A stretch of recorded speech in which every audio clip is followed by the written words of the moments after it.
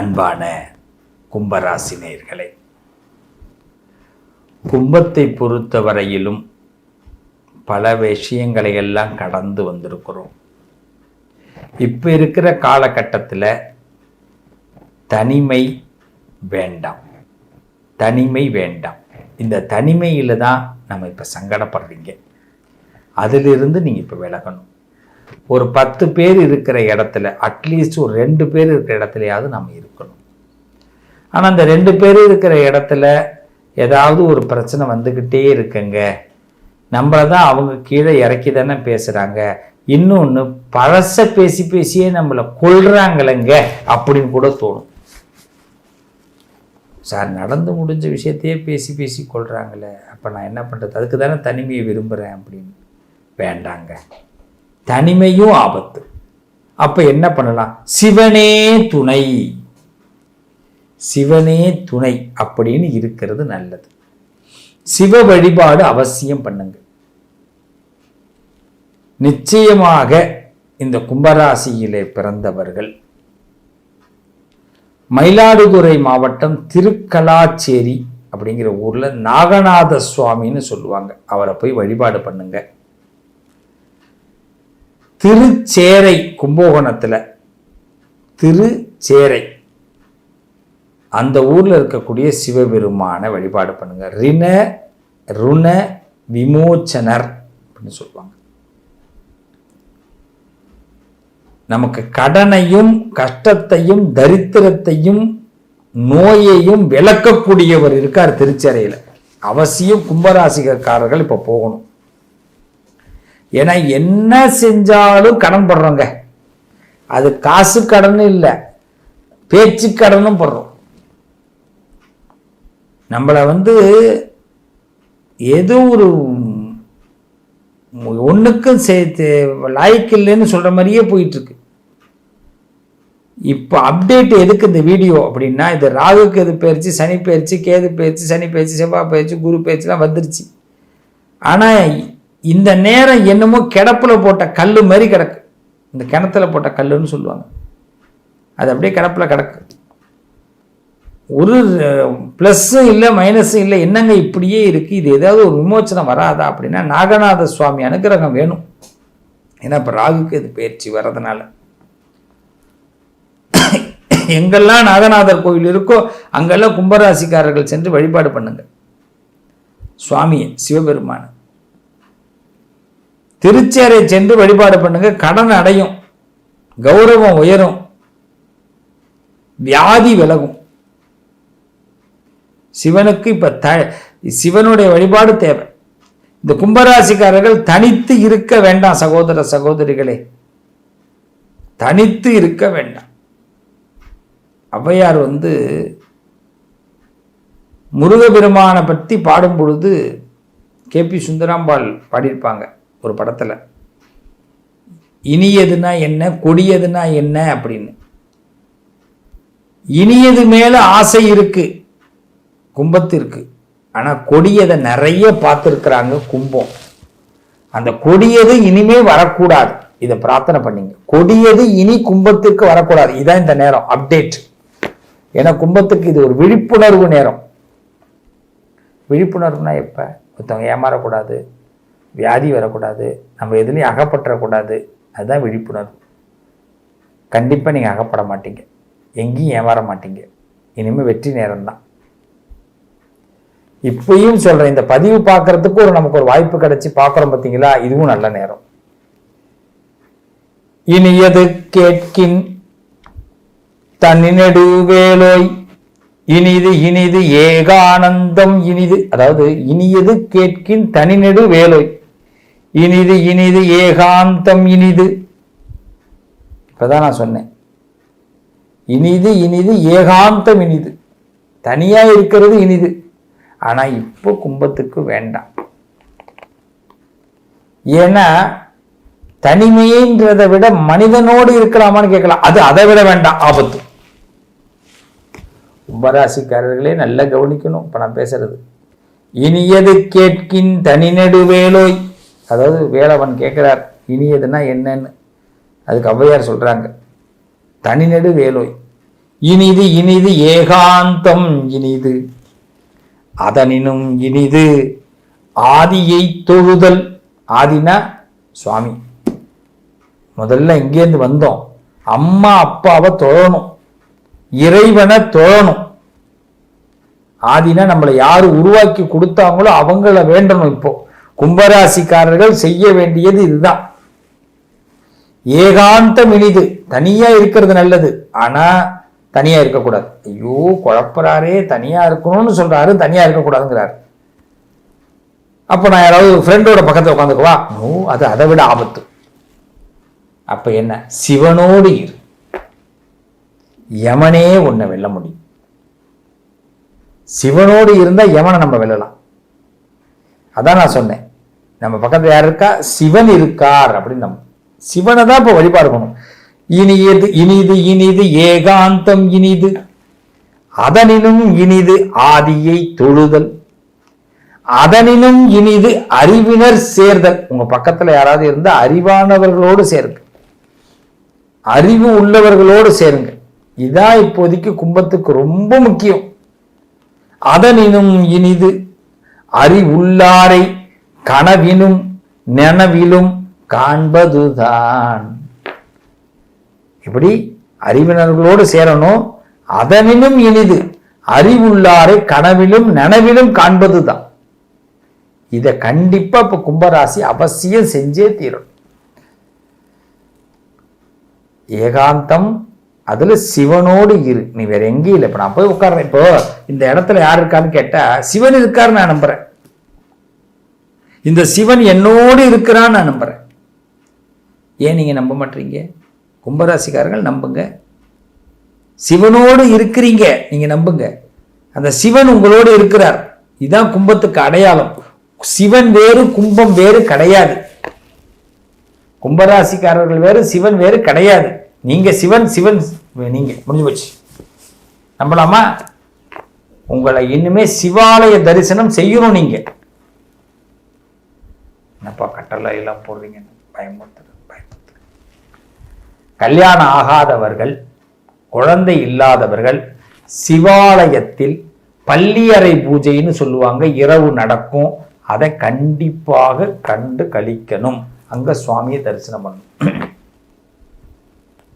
அது மாதிரி கார்த்தால சுவாமி பள்ளியறையிலிருந்து எழுந்து வரக்கூடிய அந்த பூஜையிலும் நீங்க கலந்துக்கணும். கால பூஜை, உஷகாலம்னு சொல்லுவாங்க. காலையில 6 மணிக்கு நடக்கும். பெரிய சிவாலயங்கள் முடிஞ்சா திருவானைக்காவல் அகிலாண்டேஸ்வரிய வழிபாடு பண்ணுங்க. திருவானைக்காவல் அகிலாண்டேஸ்வரி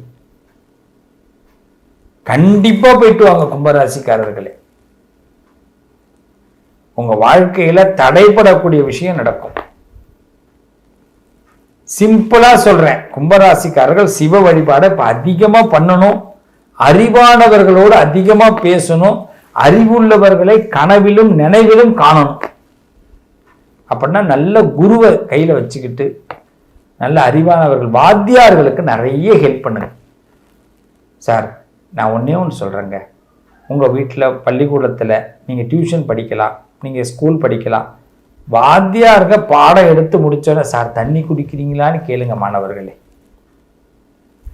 எங்கேயாவது வாத்தியாரை பார்த்தீங்கன்னா அவசியமா அவங்களுக்கு ஒரு நல்ல ஜூஸ் வாங்கி கொடுங்க. ஆப்பிள் ஜூஸ், ஆரஞ்சு ஜூஸ், இல்லை எலுமிச்சம்பழம் ஜூஸ்.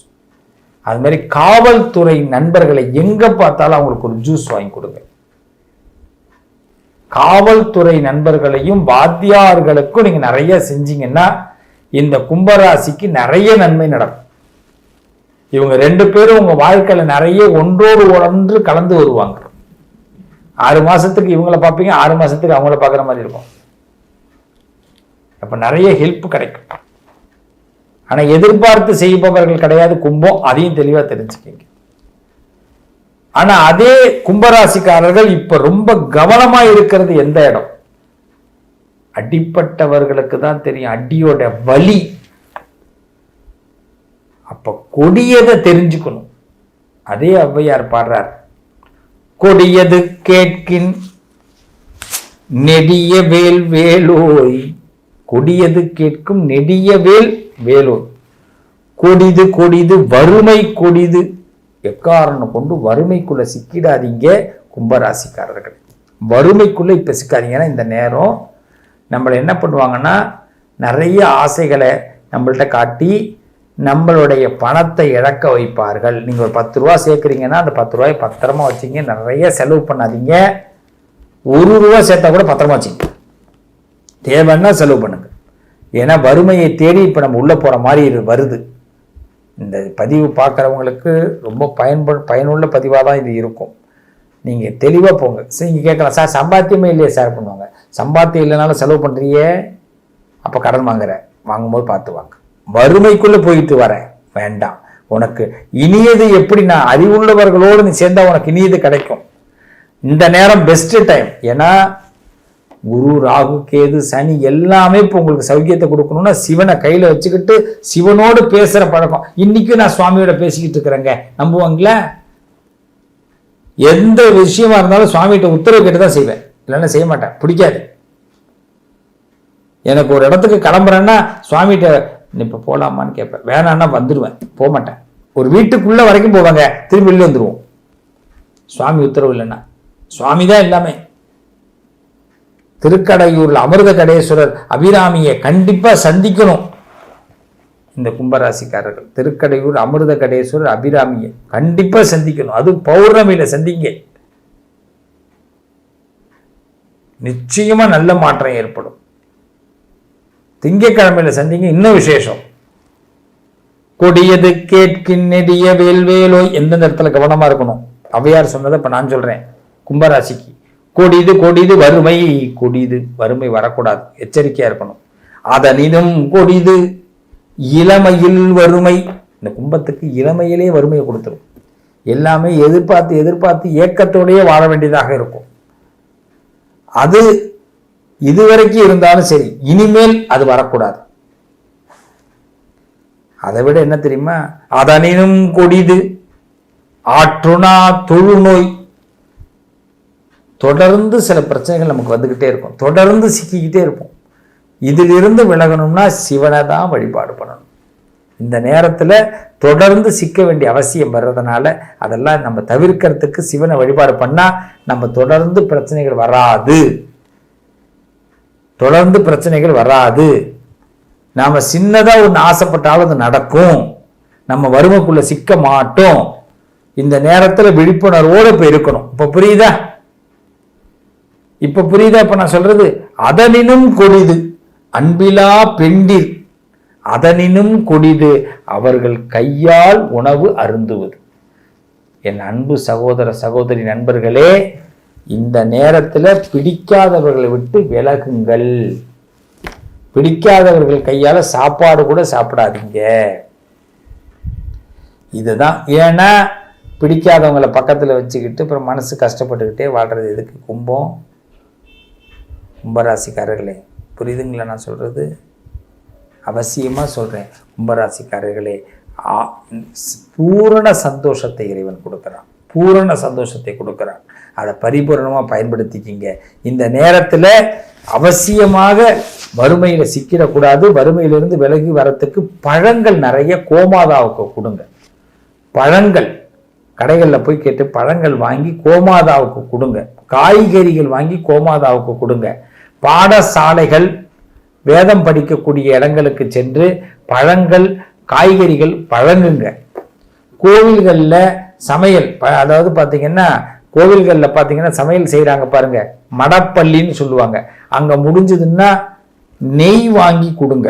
நெய் வாங்கி கொடுங்க. பழங்கள் சுவாமிக்கு நிவேதியம் பண்ணுறதுக்காக காய்கறிகள் வாங்கி கொடுங்க. அதுவும் பெரிய சிவாலயங்களில் பார்த்தீங்கன்னா மத்தியானத்தில் சாப்பாடே சுவாமிக்கு நிவேதியமாக நடக்கும். சாப்பாடு போடுவாங்க. அதற்கு காய்கறிகள் வேண்டும். இந்த கும்பராசிக்காரர்கள் வாங்கி கொடுங்க. ஏதாவது ஒரு காரியத்தை நினச்சிக்கிட்டு செய்யுங்க, நிச்சயமாக நல்லது நடக்கும். சிவ தரிசனம் பண்ணுங்க. நீங்கள் கண்டிப்பாக சொல்கிறேன், உங்களோடு சிவன் நிழலாக இருக்காருன்னு நம்பி இப்போ நீங்கள் நடக்க ஆரம்பிக்கணும். கும்பராசிக்காரர்களே, நான் சொல்கிற வார்த்தை சாதாரணமாக இல்லை. உங்களோடு சிவன் நெருங்கி இருக்கிறார், பக்கத்தில் இருக்கிறார், நிழலா இருக்கிறாருன்னு நம்புங்க. சிவன் காட்டும் வழியில் நான் சென்று கொண்டிருக்கிறேன், சில கதிக்கு செல்வார்கள் என்று சொன்னார்கள். நான் எக்கதியிலும் சிவனை நான் விடமாட்டேன் என்று நம்புங்க. விதியை வெல்ல முடியும். காய் கனிகள் வாங்கி கொடுங்க, அது கோமாதாவுக்கு நிறைய கொடுங்க, கோசாலைகளுக்கு கொடுங்க. அடுத்தது மடப்பள்ளியில் சுவாமிக்கு நிவேதியம் பண்ற இடத்துக்கு கொடுங்க. வேத பாடசாலைகள், வேதங்கள் சொல்லிக் கொடுப்பவர்களுக்கு கொடுங்க. காவல்துறை நண்பர்களுக்கு, வாத்தியார்களுக்கு பசி ஆத்துங்க. நிச்சயமா நல்லது நடக்கும். இதை நீங்க தொடர்ந்து இப்ப கும்பராசி செய்யணும். இந்த நேரத்துல அறிவோடு வெளிப்படக்கூடிய நேரம். அறிவோடுனா சுட்டுதுன்னா சுடுதுன்னு தெரியுது இல்லை, அது பேர் தான் அறிவு. தப்புன்னு தெரிஞ்சா அந்த பக்கம் போகக்கூடாது.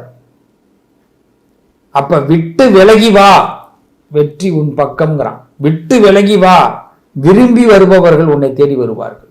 விட்டு விலகி வா ராஜா. இப்ப அதான் நல்லது ராஜா. இல்லைன்னா இந்த உலகம் காசு பணத்திற்காகவே உன்னை பயன்படுத்துகிறது. அதனால இறைவனை சரணாகதி அடைங்க, நிச்சயமா நல்லது நடக்கும். பள்ளியறை பூஜையில கலந்துக்குங்க, நிச்சயமாக ஏகாந்த சந்தோஷங்கள் கிடைக்கும். தெய்வ பலம் உண்டு. கும்பராசிக்காரர்களே, இந்த பதிவு உங்களுக்கு இப்போ கீழே கிடக்கக்கூடிய நமக்கு வாழ்க்கையில எடுத்து எழுந்து வெற்றி பெறக்கூடியதற்கான பதிவு. இது சாதாரண பதிவு இல்லை, இது வெற்றி பெறுவதற்கான பதிவு. இந்த தெய்வ அருள் உங்களுக்கு பரிபூர்ணமா உண்டு. கெண்டங்கள், கெடுதல்கள், கர்ம நிலைகள் எதுவும் கிடையாது. இப்போதைக்கு இறைவன் மட்டும்தான் உங்களுக்கு துணையை நீங்க நம்பினீங்கன்னா 100% சக்சஸ் ஆகும். இறைவன் மட்டும்தான் உங்களுக்கு இப்ப துணை, வேற யாரும் துணை கிடையாது. இதை தெளிவுபடுத்திங்க. நல்லதே நடக்கும். கும்பராசி அன்பர்களே, அவசியமா கும்பராசிக்காரர்கள் கோ பூஜை அவசியம் பண்ணணும். கோமாதா வழிபாடு பண்ணணும். டெய்லி கோமாதாவுக்கு எங்கே பார்த்தாலும் ஒரு வாழைப்பழம் கொடுங்க. குழந்தைங்களுக்கு ஸ்வீட்டு வாங்கி கொடுங்க. பிள்ளைகளுக்கு, சின்ன சின்ன பிள்ளைகளுக்கு உங்கள் கனவெல்லாம் நிறைவேறும்.